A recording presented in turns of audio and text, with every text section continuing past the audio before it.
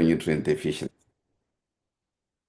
So you as a business, by embracing nutrition sensitive agriculture, small, medium-sized enterprises aren't just doing good, but you are strategically positioning yourself to do well financially, capitalizing on the rising global demand for healthy, diverse, sustainably produced food to boost your productivity and resilience.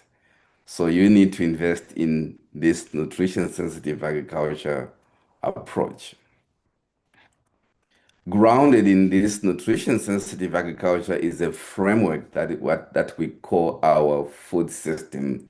So our food system is these are interconnected components that connects how food is produced all the way to how food is consumed. So, as an African-based food business, you should care deeply about the food system because it is the foundation for profitability, sustainability, and growth. So, some of the benefits are you have maybe some inefficient food systems that can directly increase costs and lead to lost revenues. And then you have to kind of understand the shifting consumer preferences towards diverse, healthy foods that offer lucrative markets for businesses that are going to be adaptive. And also, if we have a deficient food system, it harms the population, hence your consumers, leading to a less productive workforce and a weaker consumer base for your products. So adopting the food system framework helps with sustainability and resilience. So adopting sustainable food practices makes your business more resilient to climate shocks, ensures long-term resource access, and attracts this premium value of ethical consumers. On the policy side, government policies and economic structures within the food system, they directly influence how your businesses grow, making engagement crucial for more favorable conditions. So, what's happening within the continent right now? The whole world acknowledges that the African landscape is changing. So Africa is the largest growing continent on the planet. So what does that mean? There are more African consumers. So you can see in the chat that the graph that is the steepest is the one that shows the African population growth. So there are going to be more consumers in Africa. And more importantly, there's rapid urbanization in Africa. So more people in Africa are living in cities. So we have these large cities like Lagos, Kinshasa, Nairobi, Cairo, Johannesburg, Dar es Salaam. So more people are living in the cities, in towns, in urban areas. So what does this mean? It means less people are dependent on subsistence farming for food. More people are going to be dependent on markets to feed themselves. And food businesses are generating these products that these urban consumers are buying at the moment. Another interesting takeaway is that this large population growth in overall and this large urbanization is primarily driven by young consumers. So Africa has the largest young population in the world, with a lot of people being under the age of 35. So what does this mean for you? It means you have a dynamic population that wants to connect with the world, that is differently, that wants to be modern. So your innovation is going to drive your businesses in a big way. So you have to be in tune with this demographic shift that is happening at the moment in Africa. On the other hand, while there is growth in the middle class, growth in urbanization, growth in population growth, some of the classical challenges that we have experienced as a continent are still with us. problems of undernutrition, such as stunting, are still here with us. And we know that there is a widening gap between those who live in the rural areas and those who live in the urban areas. So we've got a rapid growth in the middle class, high income, but still a large chunk of the people in rural communities are still poor and have issues around malnutrition. So Africa's food systems are poorly prepared to feed a changing population, and healthy diets remain a distant goal for many. We see this through persistent undernutrition, and in the urban areas, we see growing overnutrition. So we've got a rise in obesity, a rise in chronic diseases such as diabetes and cancers, and also poor access to nutritious food among the poor. But it's an opportunity. How do we close this gap? So this drive demand for innovation, especially in food. So there are a number of things that can be done to help African business scale through value addition. So just to mention a few, there's an opportunity to improve on technical backstopping on food science and technology, focus on food product development to develop nutritious foods for low-income consumers, innovation and development in packaging options that are compliant, affordable, safe, and result in nutritious food and regulatory compliance. And then you need to invest in market analysis and positioning. So market positioning focusing on low-income consumers, especially within the urban areas, consumer acceptance studies, sensor evaluation, willingness to pay for new and existing product, consumer profiling, and training businesses in these methodologies, but also investing in demand creation tools and approaches that focus on nutritious foods. On the supply chain management side, sourcing raw materials, you need to take advantage of existing networks of producers and producer associations in several countries. And also you can reduce your risk by targeting mixed farm operations and have farmers that are trained in global gap. We'll be talking about that to produce quality produce, safe use of pesticides and fertilizers, and sustainability practices such as crop rotation and intercropping.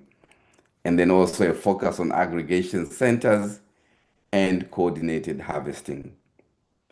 A subject that is of importance to me and my work is on post-harvest management for food quality and food safety, prioritizing harvesting techniques, handling, transportation, investment in storage. There's ongoing research on food quality, food safety implications on different storage technologies. I'm sure this was covered last week.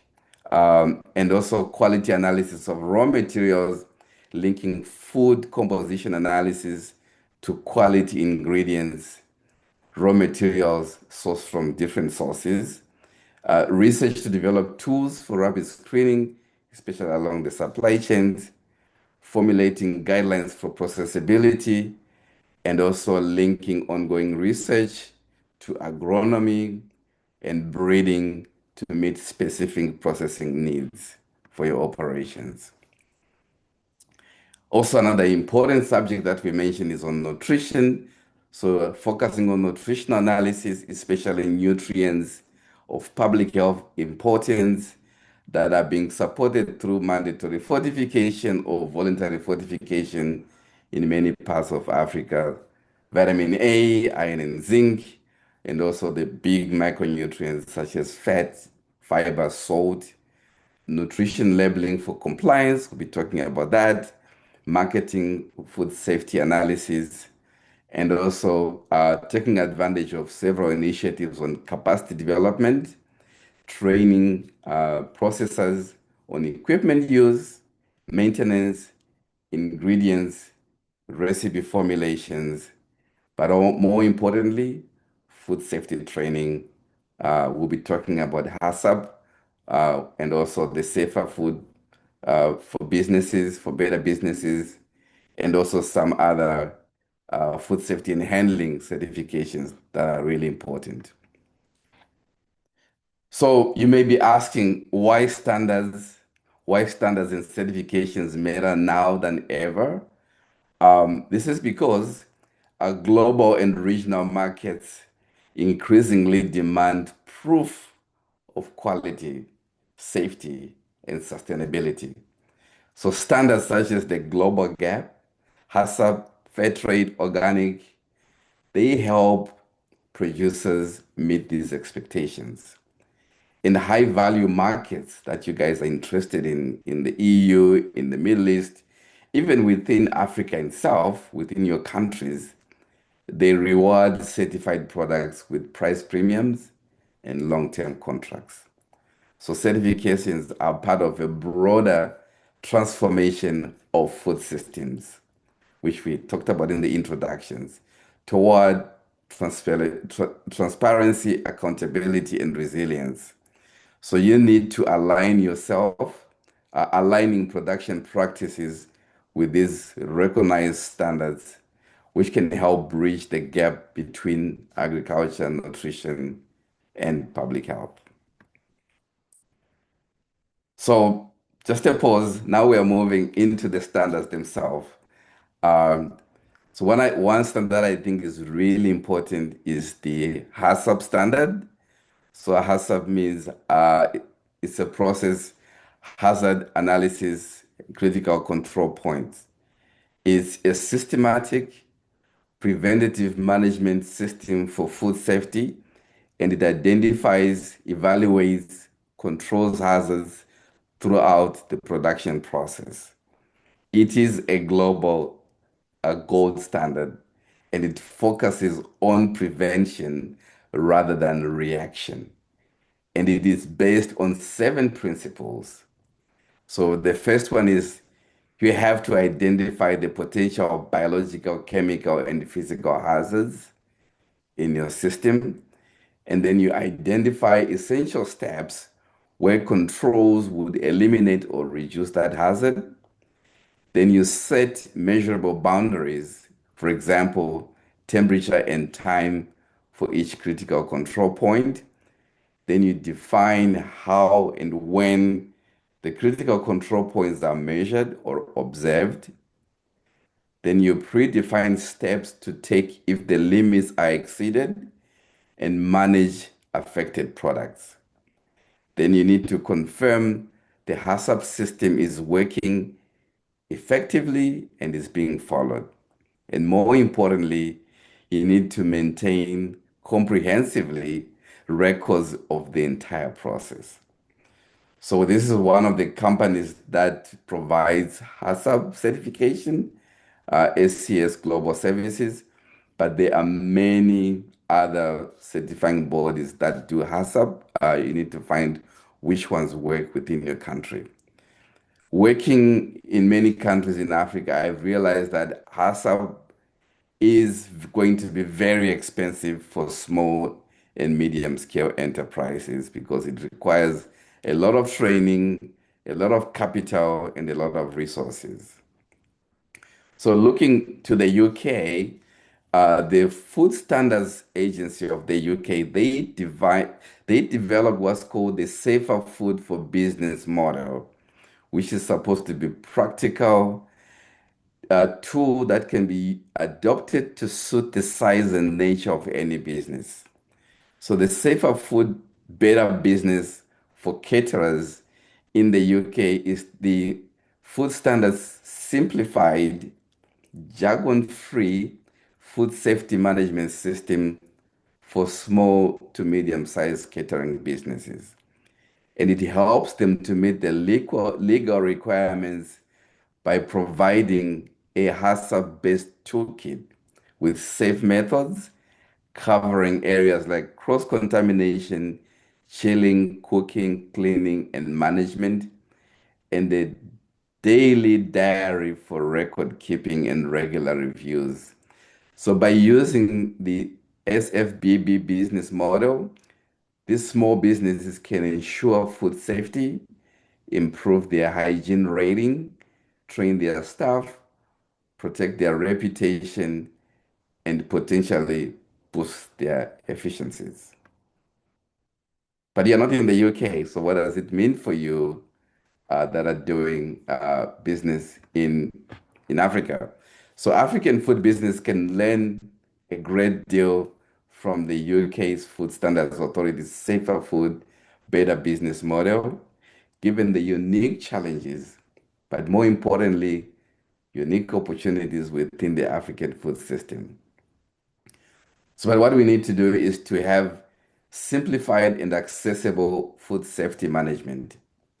We need to learn how to demystify these complex principles into practical, jargon-free tools, creating context-specific guidelines for African-based SMEs and informal businesses.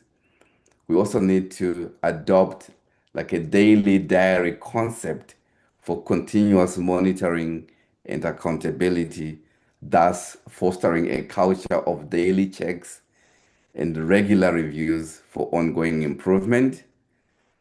We need to empower the food handlers and processors by fostering an understanding of why safety practices are essential, leading to stronger food safety culture and improved training.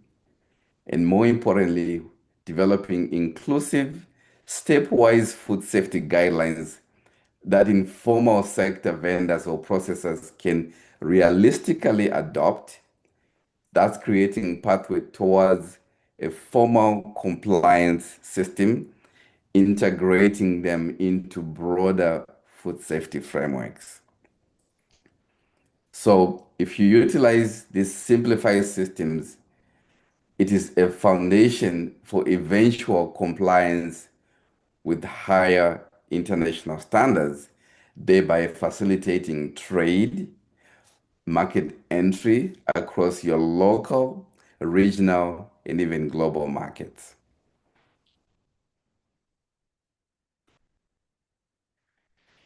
So the second standard we'll talk about today, which most of you may be familiar with, is the global GAP standard, Good Agricultural Practices. It is a globally recognized, but more importantly, voluntary standard for farm assurance by providing a comprehensive framework to ensure not just food safety, but environmental sustainability and responsible farming practices. So unlike HACCP, Global Gap primarily covers everything from how crops are grown and harvested to how livestock are raised and how agriculture operations are managed. So it encompasses a wide range of criteria beyond just food safety. And some of the key areas include food safety and traceability.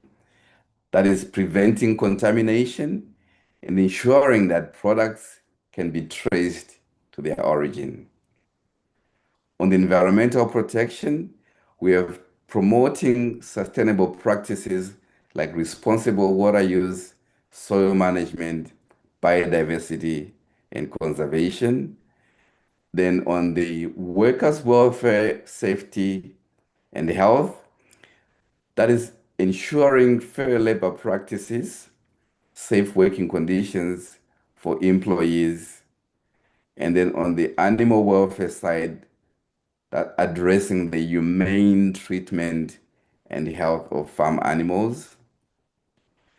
So it's an important point. Uh, Global Gap is voluntary, but it is market driven. So Global Gap certification is often a de facto requirement for farmers looking to sell their produce to major retailers in your local, regional, or even global markets.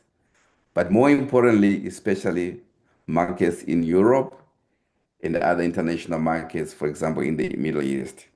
So it acts as a ticket to the global markets. So compliance with global gap standards is verified through independent third-party audits that are conducted by accredited certification bodies. This ensures objectivity and credibility. And there are a number of these independent third-party audit companies all over the world, and some of them are even operating are based in your countries. Just like the safer food, better business model in the UK, Global Gap also have a stepwise approach, especially what they call the primary farm assurance, because recognizing that achieving the full standard can be challenging for small producers. So Global Gap offers entry-level programs like the primary farm assurance. I don't know how widely accessible this is, but it allows farmers to progressively implement good practices. I don't think many of you thought about food labeling and nutritional claims as standards, but they are standards. Um, so food labeling and nutritional claims can be your gateway to the US market, European markets, and beyond. So food labeling is critical for consumers to make informed choices, ensures regulatory compliance for market access, and promotes fair competition, but also it aids in traceability and product safety. In the United States, the Food and Drug Administration regulations, we have mandatory labels that include a detailed nutrition facts panel. Nutritional claims are regulated by the FDA, distinguishing between nutrition content claims, health claims, structure function claims. And in the EU, in Europe, they have mandatory labels that require a nutrition declaration. Nutritional claims are strictly regulated by specific EU-wide legislation, allowing only authorized claims and health claims, both requiring rigorous scientific proof and EU-wide authorization. So what does this mean for you? Achieving these standards requires specialized knowledge. So you have to invest in training your staff on food science, quality control, and regulatory affairs, or maybe hire a consultant to help you navigate these things.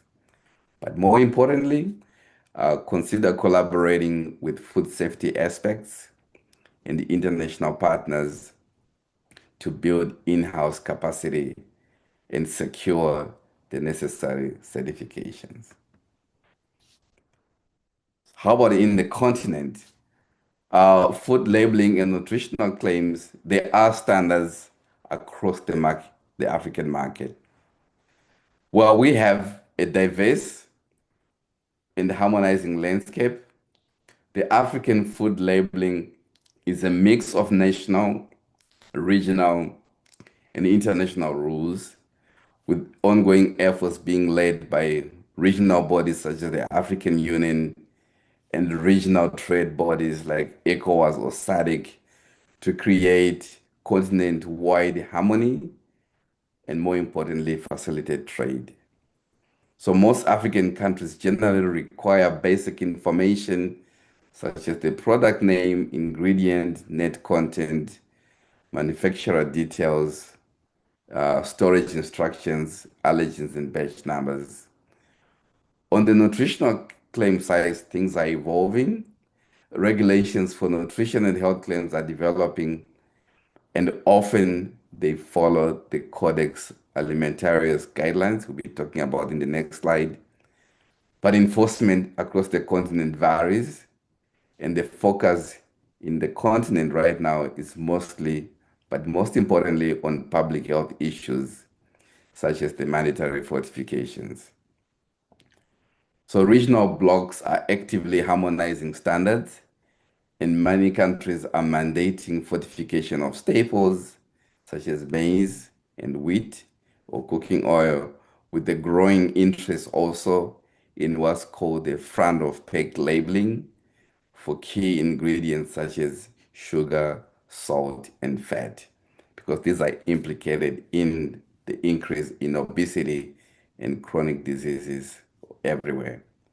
So for you, you have to have these strategic considerations for your business. So African businesses must verify specific national regulations align with the regional and international standards for broader market access and invest in accurate nutritional analysis and data for credible claims. So we mentioned Codex in the previous slide. So Codex basically is a collection of internationally adopted food standards, guidelines, code of practice that have been developed by the United Nations Food and Agriculture Organization, FAO, jointly with the World Health Organization, WHO, and it covers food safety, quality, and trade practices. So what's the role in business and trade? So it's provide harmonization, providing a common language and scientific basis for national food laws, thus reducing the technical barriers to trade, consumer protection by ensuring food safety and quality worldwide, thus building global consumer trust. And it's used by the World Trade Organization agreements. It serves as a reference in international trade disputes. So for African businesses, this is an export gateway. Adherence to Codex standards is often a prerequisite for exporting your products to major global markets in the US, in the European Union, in Asia, and beyond. But also within Africa, it provides a foundation for harmonizing standards across African nations and regional economic communities, facilitating trade under the new AFC, the Africa Free Trade Zone that's been developed. And also it offers the regulatory development platforms. It creates a blueprint for African countries to develop their own robust national food safety legislation and control systems. Building on the international standards, I'm sure many of you have heard of ISO, the International Organization for Standards. This focuses on building trust and operational excellence. So the Internet ISO develops this voluntary, another keyword, voluntary, consensus-based standards for various industries, including food. So some of their standards that are relevant to our work right now in food is ISO 22000 for food safety management systems, which is a comprehensive framework for managing food safety risks throughout the supply chain, and it fully integrates the HACCP concept that we spoke about in the beginning. Then you have ISO 9001, the quality management system, which focuses on consistent product quality and consumer satisfaction. In ISO 14001, the environmental management system that focuses on addressing environmental impact and sustainability. So why would you want to focus on ISO for your business? The certification demonstrates a commitment to quality, safety, and responsible practices, thus enhancing your reputation. Implementing ISO standards often leads to streamlined processes, reduces waste, and improves your resource management. And many international buyers, large retailers, they require their suppliers to hold some form of ISO certification. So without ISO, you may never break into some of these international markets and buyers. So as an African business, ISO certification can unlock access to formal retail chains within your country, within your region, and abroad, and export markets that demand these high levels of assurance. For investors, ISO compliance or investing in ISO signals a well-managed professional business that can help you attract investments and financing. And ISO actually differentiates businesses in a crowded market by demonstrating a commitment to international best practice. So it sets you apart. So in a, in a nutshell, what's the big deal about these certifications? So we have seen that they are a signal for quality, safety, and sustainability. They are a gateway to high value export and premium domestic markets. They help you build trust with buyers and consumers, and they support traceability and accountability. So we have met some of the big players. We have met the global gap that you need to access markets in the EU, in the Middle East, and beyond. We've met the gold standard through HACCP for food safety. Though I didn't talk more about these other ones, but they are equally important. Fair trade and organic standards and certifications are very popular these days. So there are some key technical requirements with all these standards. Global Gap, it has a particular focus on traceability, record keeping, hygiene, and worker safety. HACCP has a particular focus on hazard analysis, monitoring plans, corrective actions, and the other two on fair trade, worker welfare, fair wages, community reinvestments, and the organic standards focus on soil health, input restrictions, and inspections. So market premium and business value. So you have Prof, higher Prof. prices. Prof, maybe Yes. just before you, the previous slide, probably you can explain that a bit more in some a bit more practical and consumable way so that at least they understand because I think this is it's a very critical slide because this now talks about what exactly do I need as a woman in agribusiness, as a youth-led agribusiness in the continent to be able to act to get this kind of certification. So I think it might be worth maybe spending a bit more time in this slide to explain them the requirements in details. Thank you. Yes. Thank you, Steve Lee. Yes. So the global gap, these are some of the things that you need to understand that you have in place or have a good understanding so that you can help yourself and grow your businesses and invest in resources to prepare yourself to be compliant with some of these things. The compliance may not be today, but it's a process towards that gold standard. So with a global gap, traceability is important. Investing in record keeping, worker hygiene, and worker safety. And also you see that there are some common elements among some of these standards that by investing in one particular standard, you're actually making progress towards other standards. While Global Gap is not entirely focused on food safety, but it has a food safety and traceability component that is actually important aspect of the hazard standards that focus on hazard analysis and monitoring and preventative actions. So by developing yourself to one particular global standard, it actually prepares you and or lays the groundwork for you to be compliant with other standards that you may want to develop. So there are other slides that are coming that will be addressing some of those critical needs that you mentioned, Steve Lee. So if I can proceed, then we can go back to these slides if people have additional questions.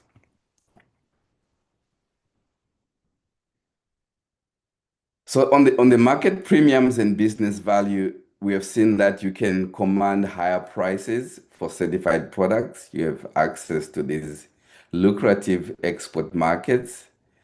And when you have this certification and standards in place, you have basically a stronger bargaining power with retailers or buyers and consumers. And you also develop this long-term buyer relationship that lead to your sustainable profitability.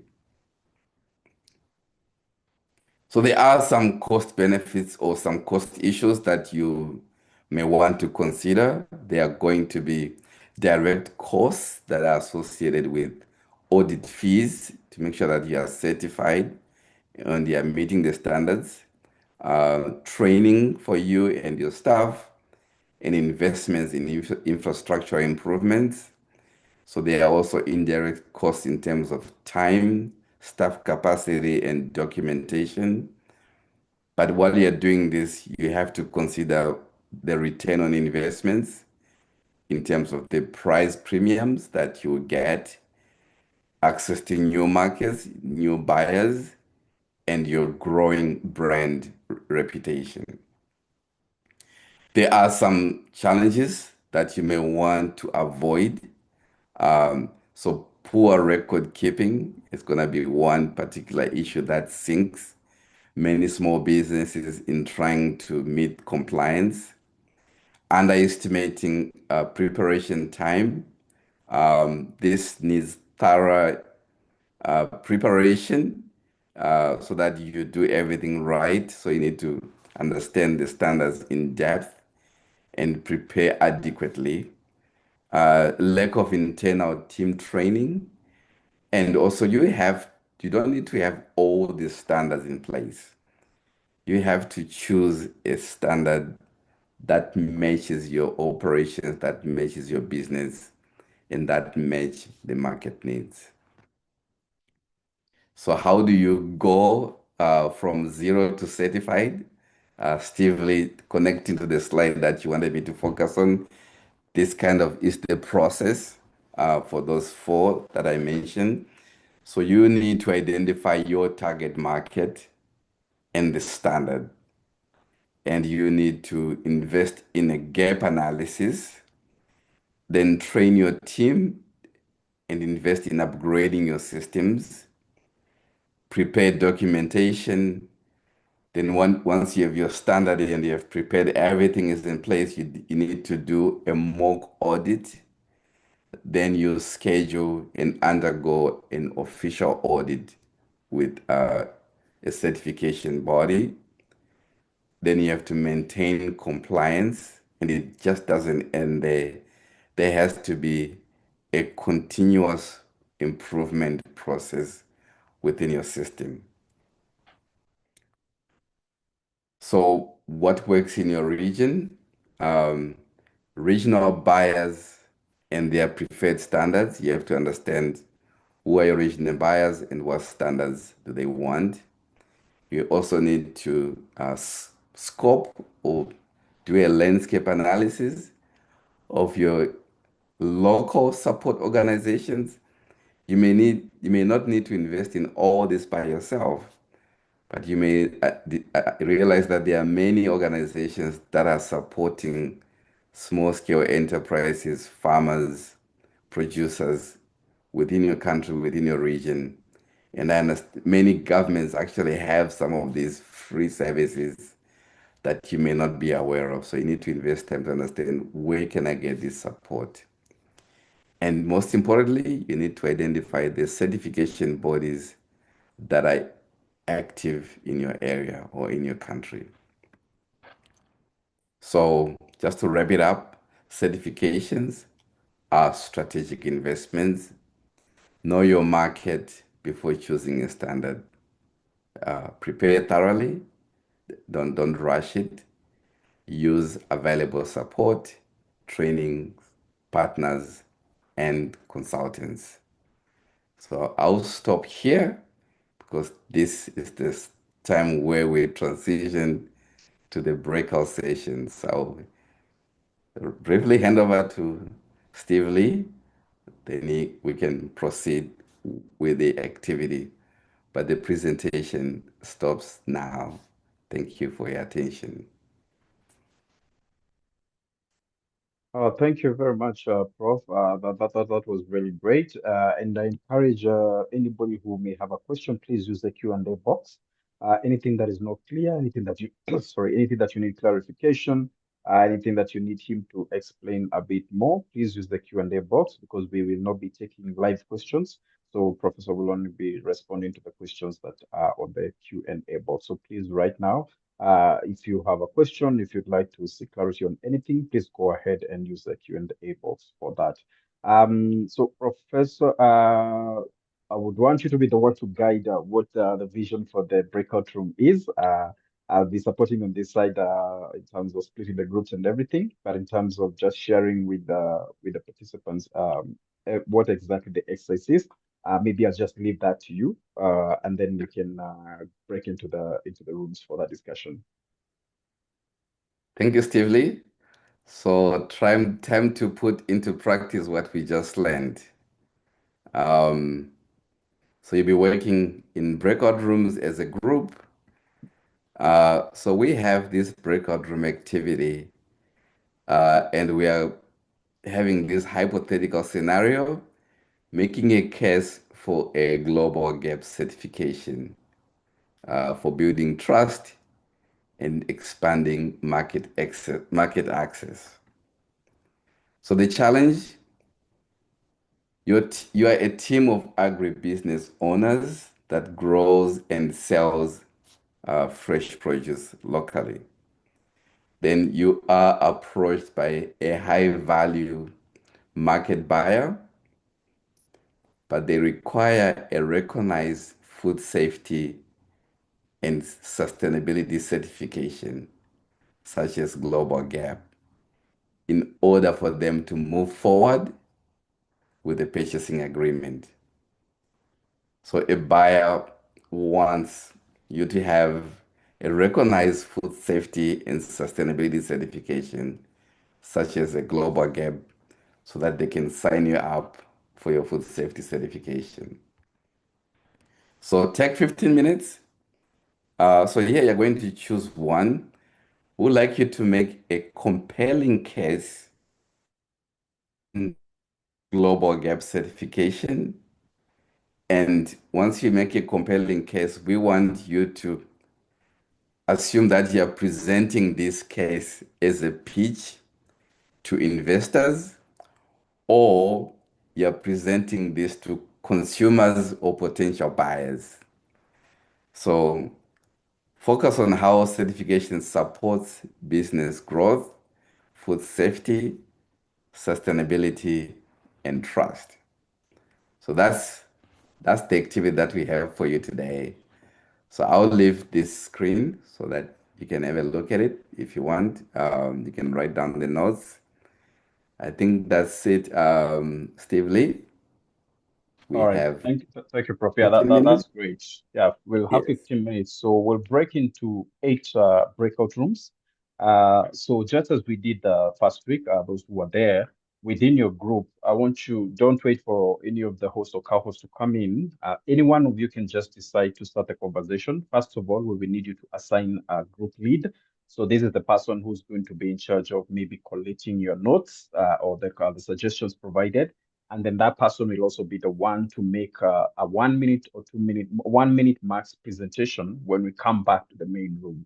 So that is the assignment. I will broadcast the assignment again so that it's clear. But in the meantime, as I type it out, I would like you to assign a leader within your group. So immediately you get into that breakout room, someone can start a conversation and then identify who's going to be your group lead. That person is going to lead the conversation, capture some notes, and then when we come back to the main room, you're going to be in charge of making the presentation. So we're going to have 8 breakout rooms, each with about 8 to 9 people. Please immediately to get that rooms to those rooms, start the discussion. So I will be assigning you the rooms now, and then I will alert you after 15 minutes. The countdown will start for 1 minute when we are almost going back into the main room. So here we go into the breakout rooms. Let me just admit some people who are coming in now. You can guide them along, but Okay, here we go with the breakout rooms. Ali, can we? Yes, Pepper.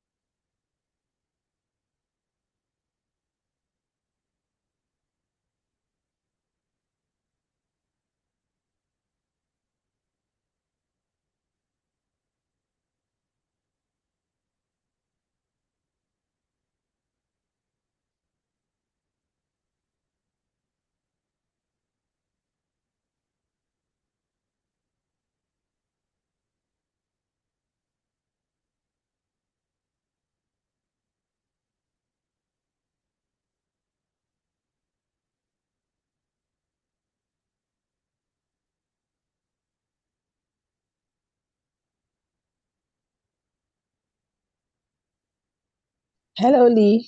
Good afternoon. Hello, good afternoon.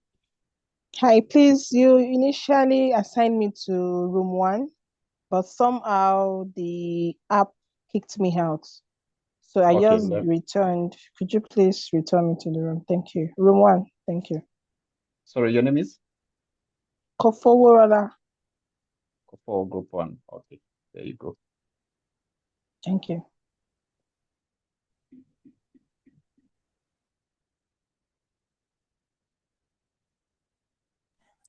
Highly, can we have I don't know, we don't have the slide. We want to be able to see the case, the question again, please. Okay, just a second. I'm trying to get it to you. I'll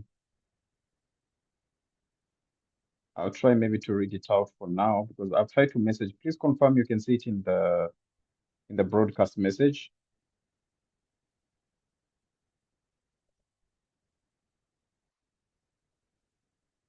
Please confirm you can see it in the broadcast message. No.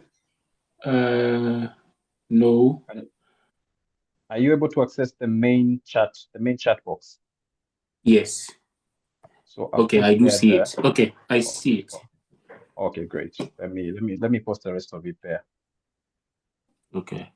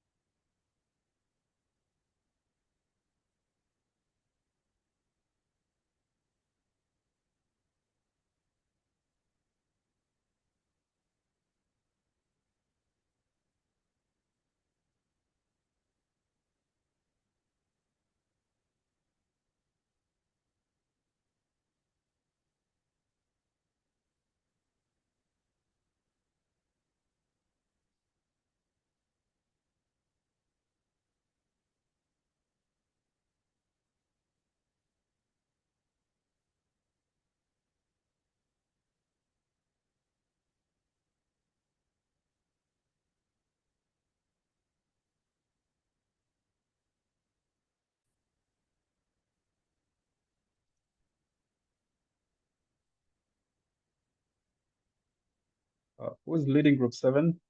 Meeting room 7?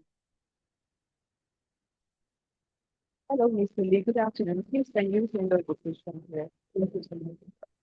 Oh, the question is in the chat box. Have you seen it? Oh, Have you seen it? Have you seen the chat box? Victoria? I'm not joining, so I can't read.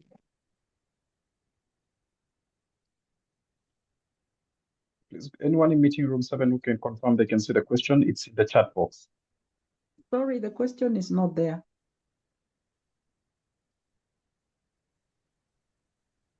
Okay, so the question is, your team of agribusiness owners, you are a team of agribusiness owners, and you grow fresh produce locally. A high-value market buyer has approached you, but they require a recognized food safety and sustainability certification, such as the Global Gap, in order to move forward with purchasing agreement from you. So they need to purchase from you, but they need you to have a certification such as Global Gap. So you have two tasks. Choose one of these questions. Option 1, make a compelling case for pursuing Global Gap certification by delivering, number 1, a pitch to investors, or number 2, pitch to consumers or potential buyers, or number 2, focus on how certification supports business growth and food safety, sustainability, and trust. Is that clear?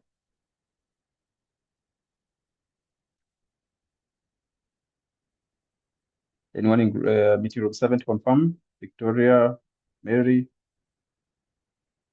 Ruth, Nyasulu? Yes, yes, yes, yes.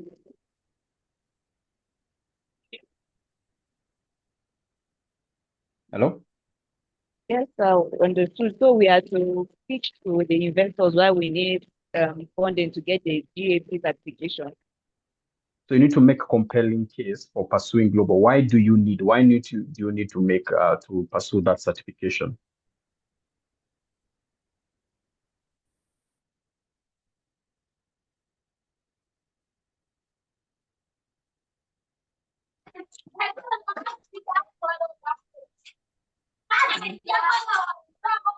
Hello. Hello, Mary. Good afternoon. Good afternoon. Is it only the two of us in the room? Hello. Hello, Yeah. Daddy Bumba.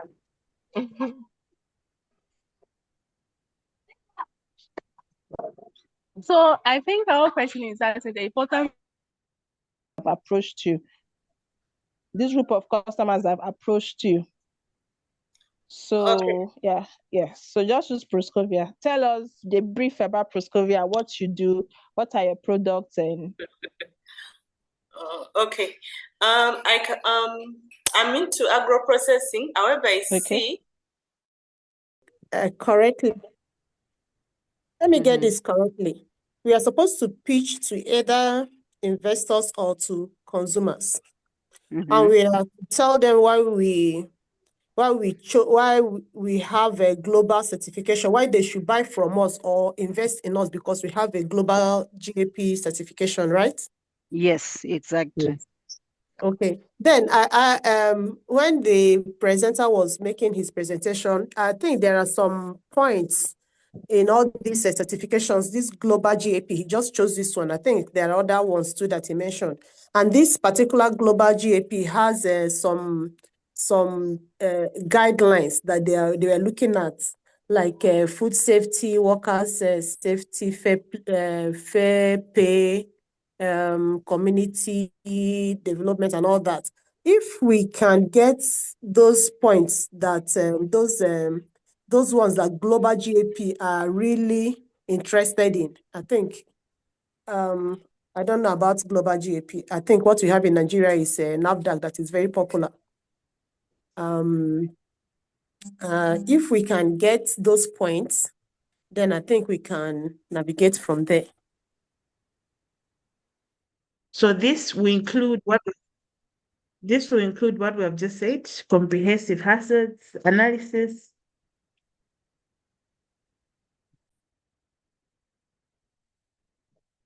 So welcome back. I was able to move around some of the rooms. Unfortunately, I don't think that the question was very much clear. So some of the groups sort of got lost in between. But I think we can always pick them up in this main room while we discuss those who are able to get what the question was. Sorry for the rooms where I think the question was not so clear and some of the people got a bit lost, but I think we'll be able to pick you up from here so that we can all carry each other through this journey. So we will start with meeting room 1. Who is presenting from meeting room 1? Samira is presenting for us. Good afternoon, everyone. Okay, so Hello, Samira, good are you here? afternoon. Go ahead, Samira. Hello, good afternoon. Good afternoon, Yeah, Samira. Go ahead. my name is Samira Farouk, and the name of our organization that we chose in our group is Grow Fresh. We are into the production of orange flesh potatoes, sweet potatoes, which we decided that it has enhanced nutrients and properties that would help children under the age of 10 and pregnant women as well in building their immunity. Now, for you coming to meet with us, we have in our processing, we use purely organic fertilizers in growing our crops. And we have a quality assurance uh, team that ensures that after in the processing of and the growing, sorry, in the growing of our crops, which we sell fresh to other customers that we want to resell, and also to consumers that would eat it for their home consumption.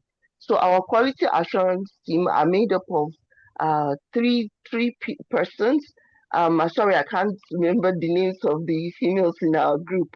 Procovia, I think, is one. Coforola is another. So they are in charge of ensuring that from the soil, they test the soil adaptability for the orange flesh sweet potatoes, right up to the planting system, which we use mulching as well, and up to the harvesting of the orange flesh sweet potatoes follows a particular process.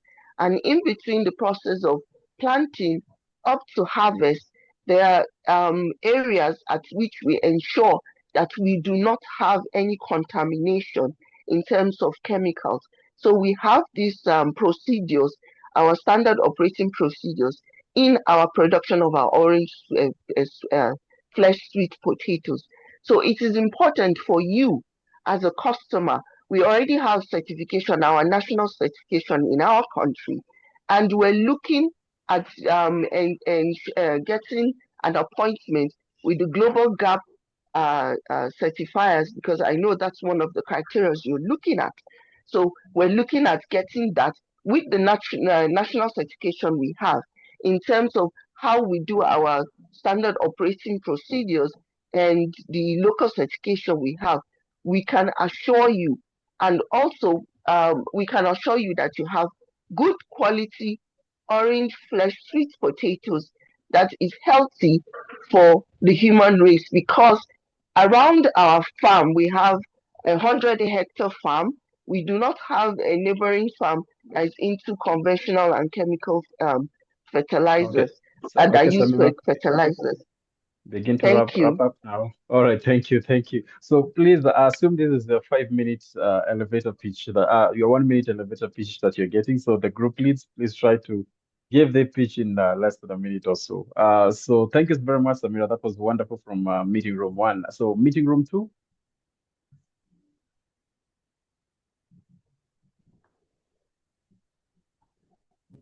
Meeting room 2, who was group lead? Tochukwu, please. Yes, I'm Ruth, but Tochukwu is presenting. Right, sorry. Okay, Okay, go ahead. Is she available? I can present on her behalf. Go ahead. Myself. Pardon? Can I go ahead? Yes, you are. Okay, go ahead, Mizia. Okay. Go ahead, Mizia. 1 minute. Thank you. Okay.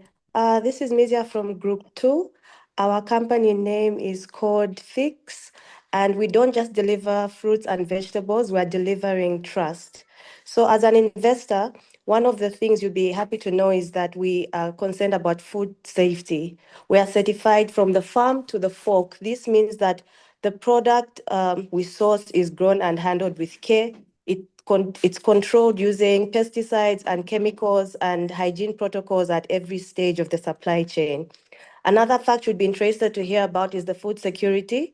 We're investing in the future of the African food supply chain. This means that we are sustainable, meaning we're encouraging responsible farming practices, and we're inclusive, offering market access to rural producers who meet our certified standards. So in conclusion, the global gap is more than a certificate. It's a seal of trust. And with Fix, we are building a future for safety, secure, sustainable food distribution in Zambia and beyond. Thank you. Thank you, Ms. Yeah, that was wonderful. Thank you for selling value. I think beyond just selling products, you've gone ahead to sell value, and I think that's really wonderful. So would want to comment more, but I think let's go to group 3, meeting room 3.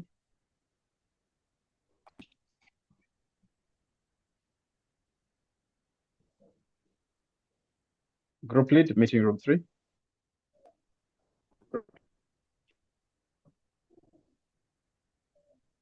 In group 3, we had Lusungu. Lusungu is the one that is going to present on behalf of Victoria. Thank you, Victoria. Lusungu? Lusungu, are you there in case? I guess she's not there. I don't know, Victoria, if you're able to make the presentation on our behalf.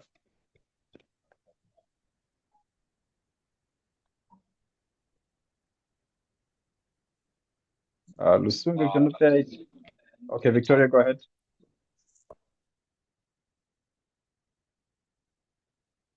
Okay, maybe we could go to group 4 while Lusungu is putting her, reworking her audio, because she's the one that was the presenter for our group. So she just lost connection, but maybe we can go ahead with 4 and then we come back.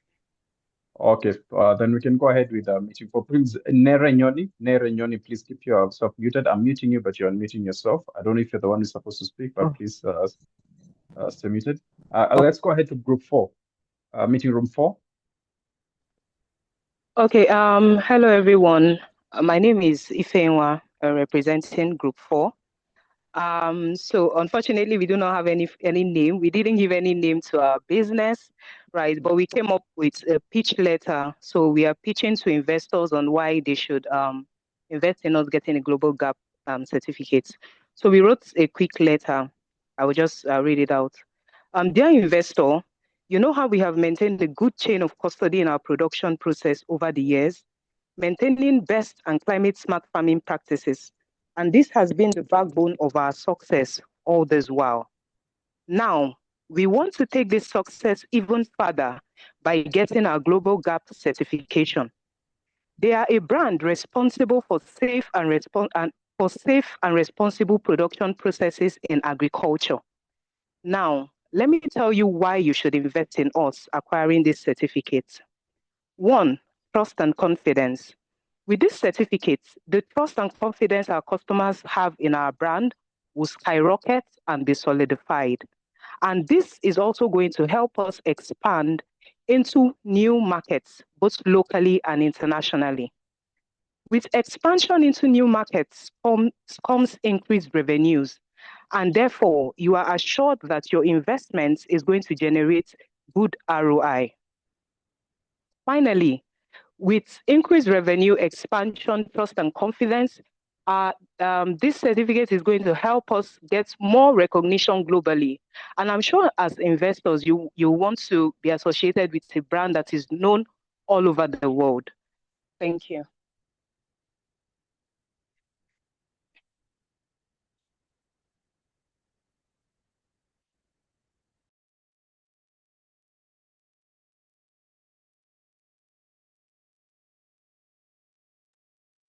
Hello, did anybody hear me? Oh, sorry. Yes, Sorry.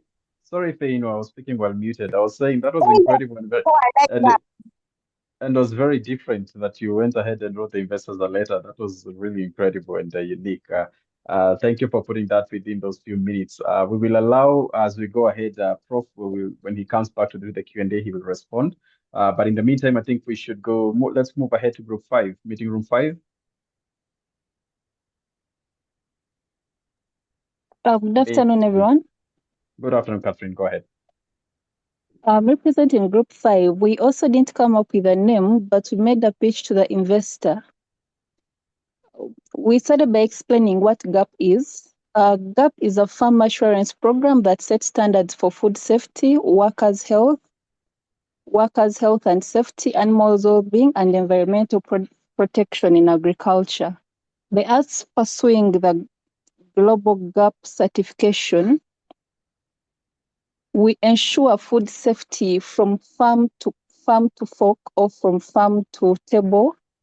So with doing this, we ensure safety of the products that we produce, environmental protection by using less water since we are maintaining and conserving the environment. It also gives us access to premium international markets and local markets. With the GAP certification, we reduce the liability and compliance cost. We are open to more export opportunities that come with the certifications. It also helps increase our revenue growth.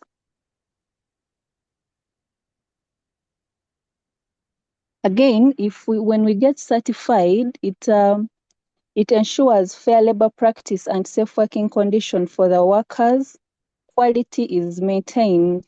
So by pursuing the certificate, we are certain that we shall access premium markets and premium and sustainable markets and ensure environmental protection. And food safety will be guaranteed. Thank you. Thank you. Thank you very much, Catherine. As we always say, nobody is wrong in whatever they present, but I think Prof will also have an opportunity in the next few minutes to respond to some of those pitches as he responds to the questions. But I think we need to move ahead really fast. So let's go ahead to group 6, meeting room 6, please.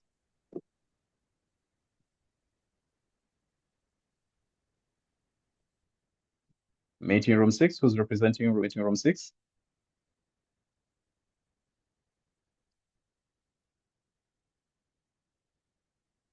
Meeting room 6. Okay, as they sort themselves out, meeting room 7. Good afternoon.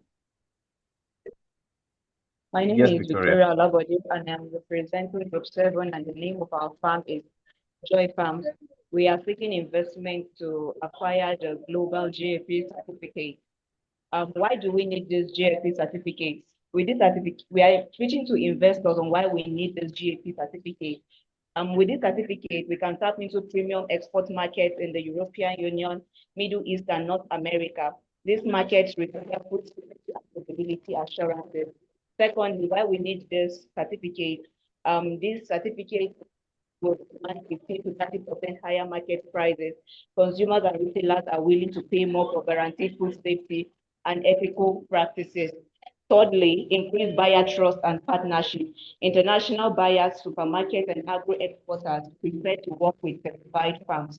This GAP certificate will enhance our reputation and long-term contracts with these businesses. Also, this certificate shows that we have sustainability in our processes. It promotes soil and water conservation and reduces chemical overuse. Right now, we are taking the investment of $20,000, and the use of funds will be pre-certification training, farm upgrade, hygiene station, traceability system, audit, and certification costs. The projected return on investment is up to 40% in annual revenue. The certification will be ready within 6 to 9 months, and it's a scalable model. This certificate is the gateway to long-term profitability, credibility, and impact. With your investment, you will seize this moment and go global. Therefore, invest in a future where food is safer, farming is smarter, and profit are sustainable. Thank you very much. Awesome. Thank you, Victorian, for sticking within the 1 minute. That was great from meeting room 7. Again, Prof might respond to your pitch. Let's go ahead to meeting room 8. Then we'll revert to meeting room 6. Meeting room 8, over to you. Thank you. Good afternoon. Okay. Good afternoon. This is Silivaziso.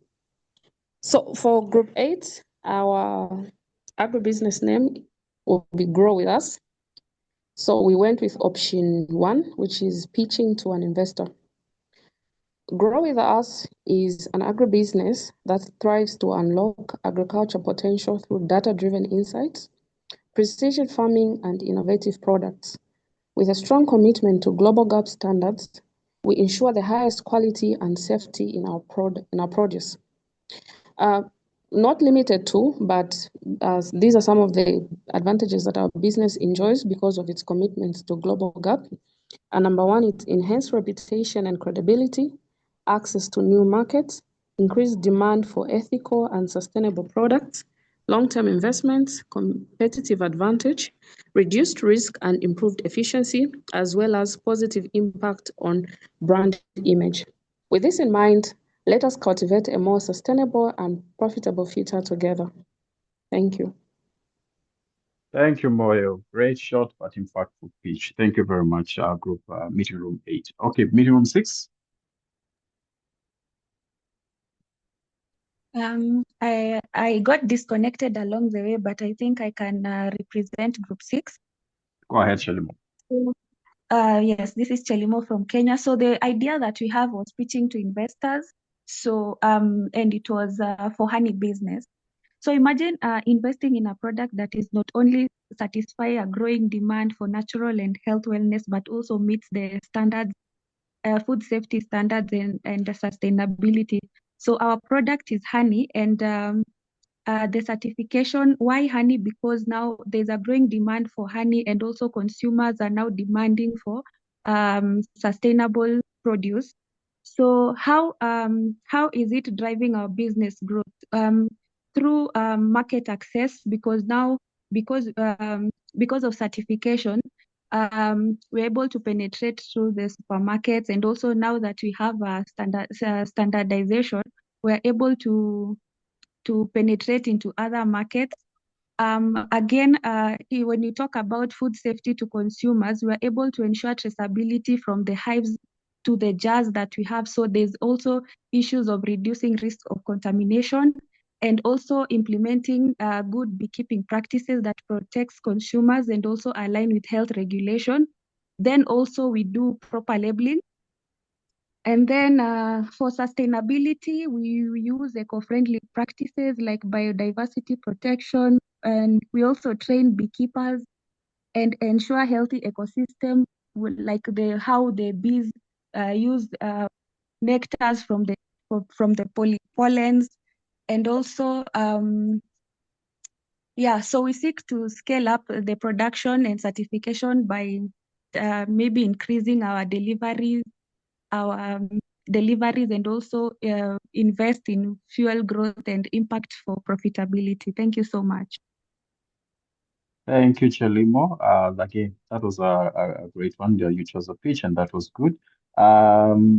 But Samira, you're saying from 1, we were not told it was a 1 minute pitch, but others were told it is not fair. I think we mentioned what the activities was at the beginning, and we mentioned that each group would have 1 minute to present after. So, but don't worry, all is not lost. We still go ahead together. Don't worry, and we will get you the presentation. Actually, since the Prof has already sent a presentation, we can share these as early as tonight.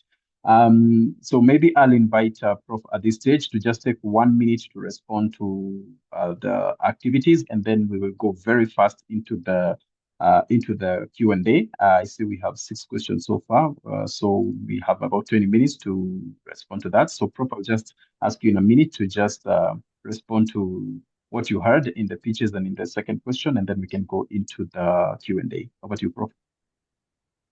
Lee, please, can you check the chat box? I sent you some messages. Thank you. All right, thank you, Koporo. Awesome. Thank you, everybody. That That was really amazing. All of you kind of showed a good understanding of why we need the certifications. So I'd like to commend you for working together as a group and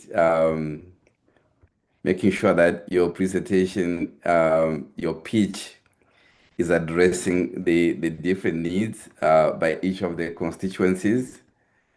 So I put together some of the things that a lot of you covered in your pitch, which is really important. Um, Usually, certifications, they give you an opportunity to grow your business.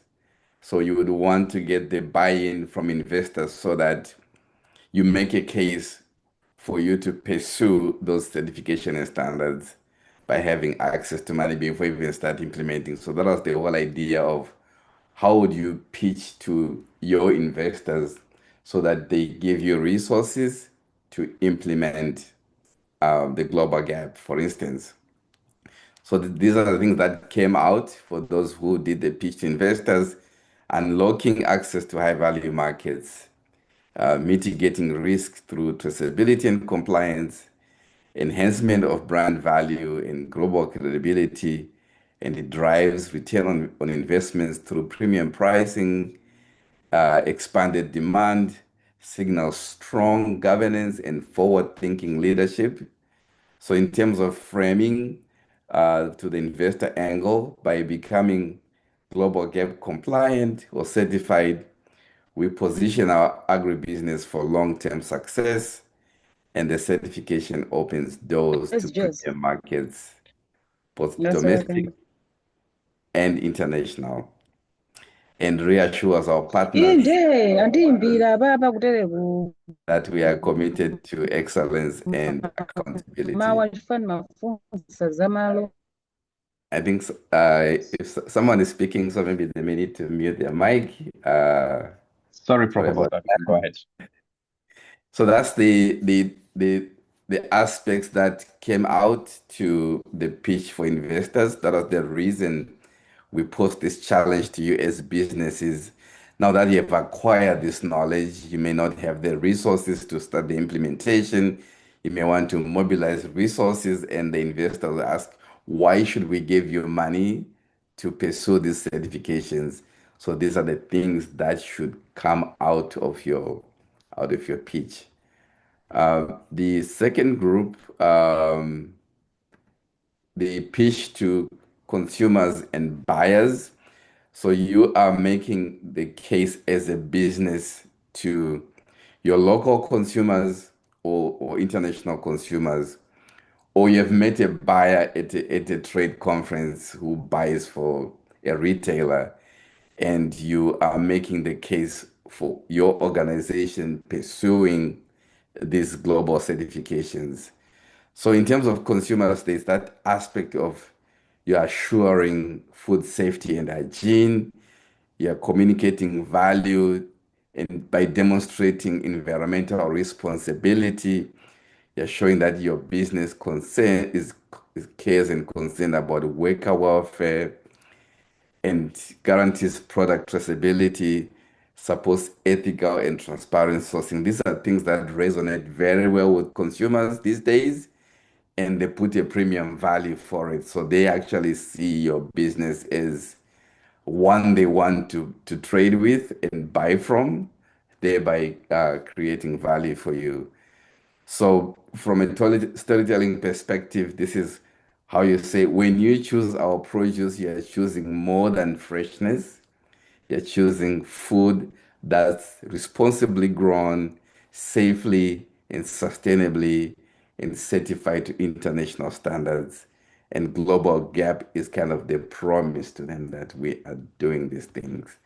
So a lot of these aspects came out in your presentation in one form or the other. And the beauty of working in a group, you get this multiple perspective from different team members, which is what you need as you develop your own pitch for your own business. You work with your team to craft that pitch that makes the most sense for you. So that was a good exercise. Thank you for participating. Really appreciate it. Back to you, Steve Lee.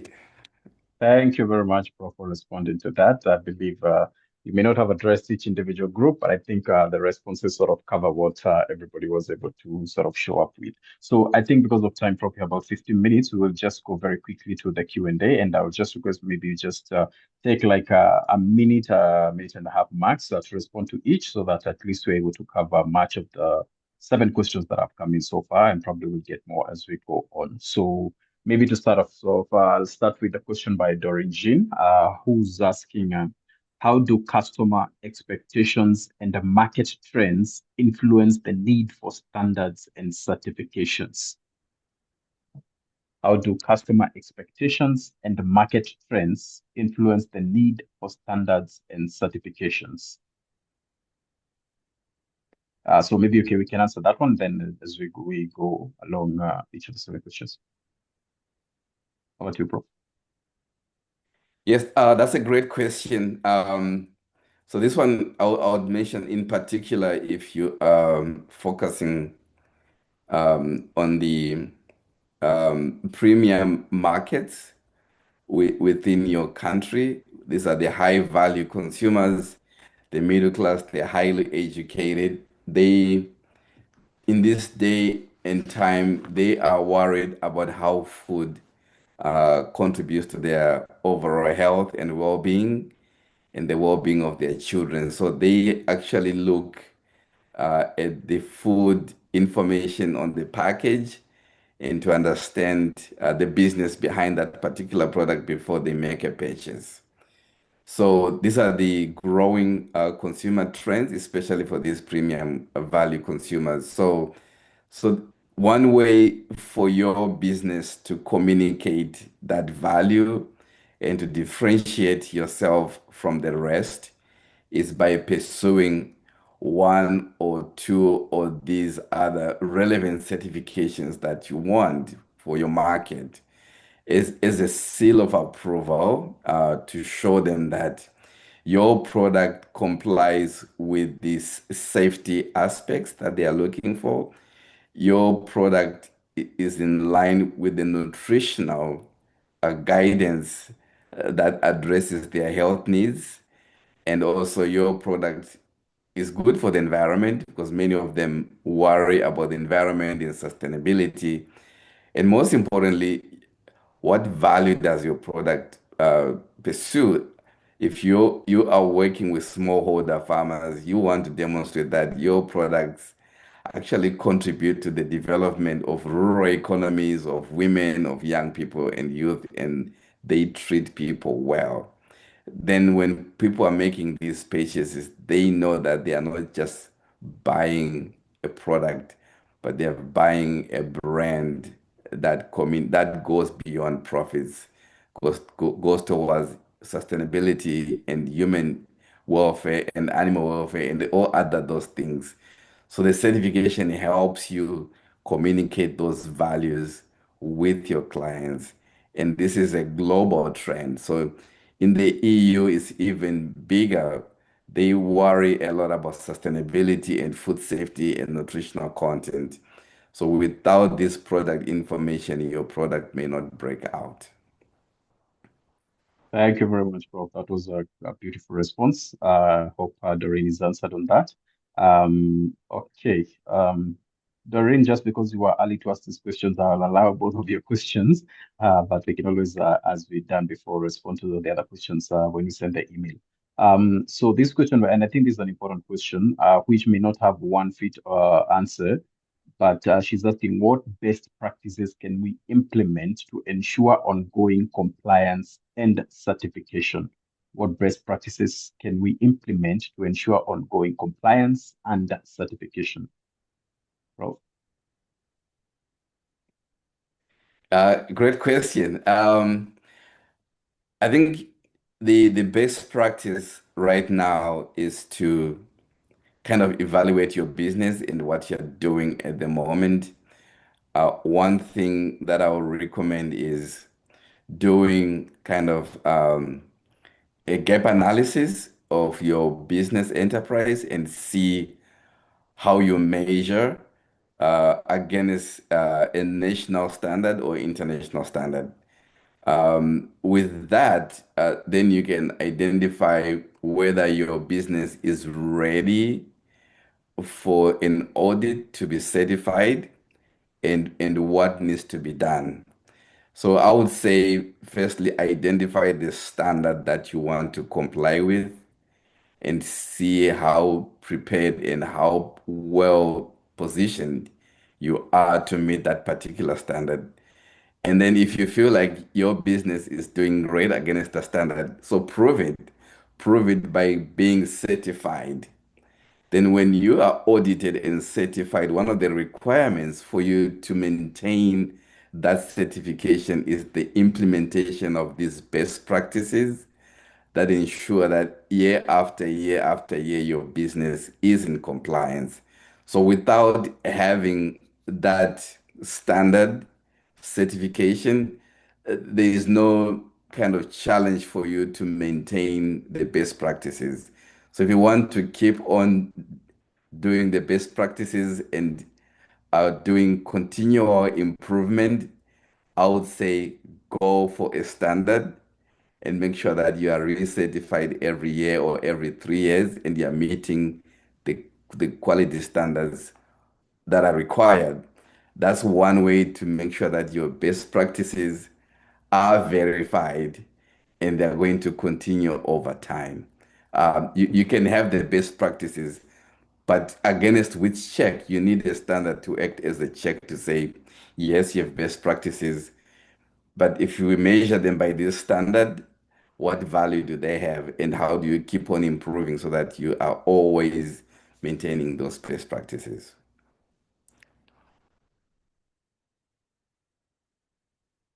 I hope that answered the question.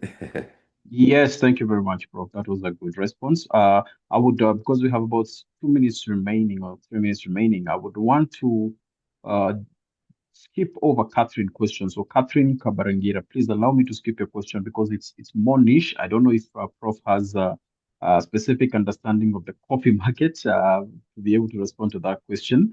But I think I will just skip your question because it's very niche for coffee only and just respond to the questions that are more general and apply to everybody. Sorry about that, Catherine, but it will also be responded to when we send our responses out. Again, also Jemima, since your question is malnutrition as opposed to standards and certifications, let's also skip that, but we'll also respond it. So I will want to jump to Chelimo's question, which might resonate with more people. She's asking, when you talk about the gap analysis, is there a specific framework? So I'm guessing she guides, is there a specific framework that guides this analysis, that guides the agripreneur on what to do from A to Z?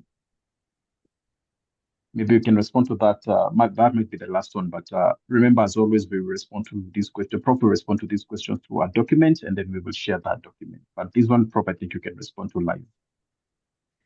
Yes, there are different. There's no one approach to doing a gap analysis. There are many approaches to do this, and one that is commonly done by many organizations is doing a SWOT analysis. That's strength, weaknesses, and challenges assessment of your business. That's one generic one that I think applies to many people.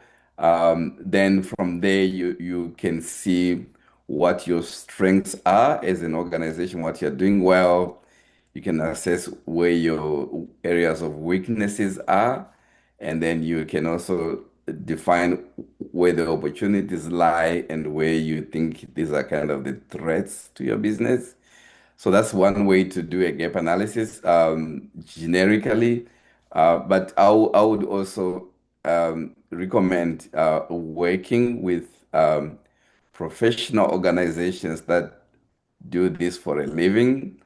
Some of them may be pricey, more expensive, but you'll find your local universities may have resources that are more affordable that can actually help you develop a framework that you can use with your team to conduct such a gap analysis, because that'll be the first step that you need to do before you start targeting a particular standard to go for. You just need to know the baseline. Where are we as a business?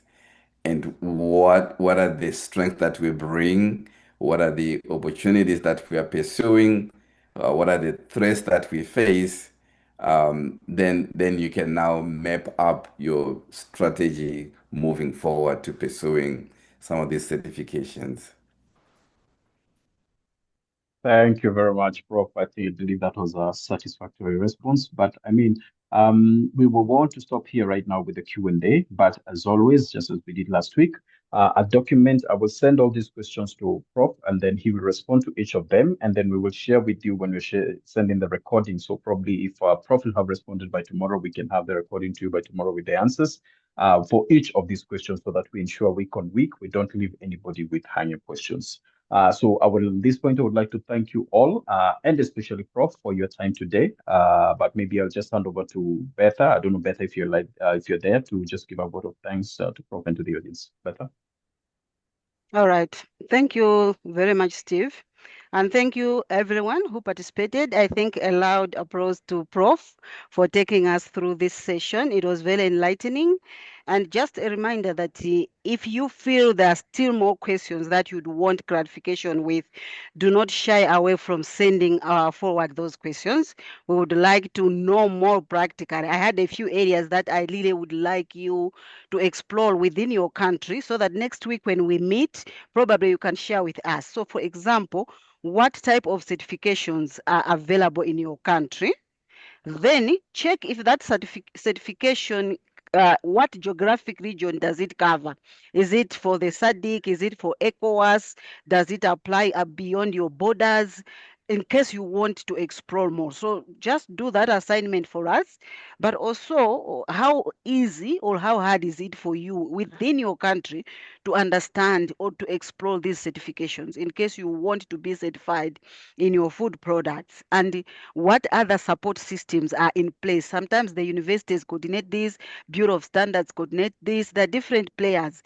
Who is your support system if you want to scale to get this certification? This will be very important. If a few of you can just check within your country, we would love to hear from West Africa. We would love to hear from Southern Africa. What really happens in your country? So next week, remember, we're not slowing down.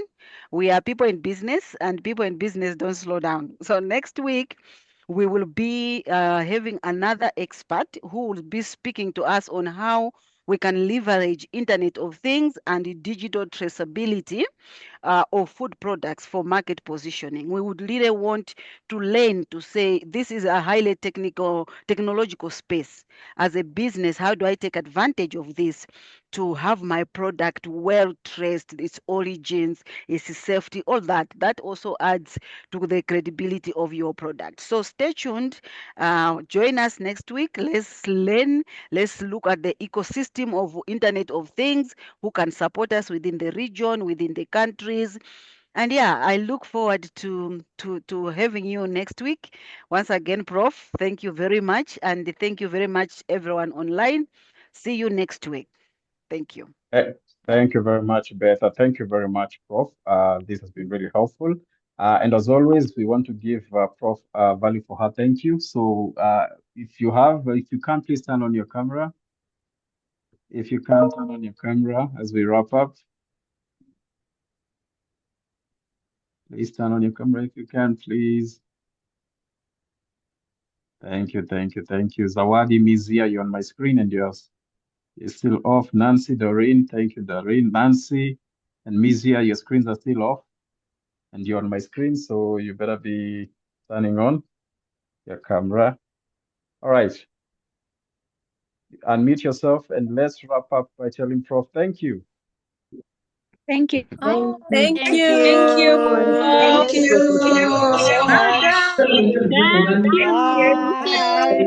Thank you from Ghana. Thank you from Tanzania. From Uganda. Thank you from Uganda. Thank you from Kenya. Nigeria. Thank you from Kenya. Asante. Thank you. right. Thank you all. Thank you Pleasure all. meeting you. Thank you, Prof. Bye. Thank you. Bye-bye. See you next week. Thank Thank you. you. Thank you. Bye.